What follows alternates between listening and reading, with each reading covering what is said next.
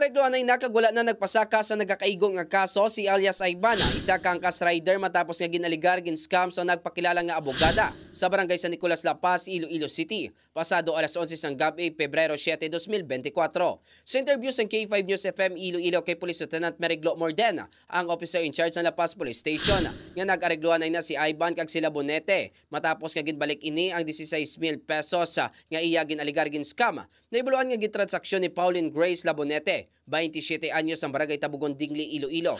Ang angkas rider nga si Aiban nga mag-transfer sang 16,000 nga balor sang Gcash sa isa man ka rider. Apang wala niya inigin bayran, kagin palibot-libot sa nagpakilala nga abogada ang istorya. Nadugayan sa pila ka oras, wala sa gihapon matag ang kwarta. Gani nagpangayo sang bulig sa katapos ng La Paz Police Station si Aiban, kagin imbitaran sila Bonete.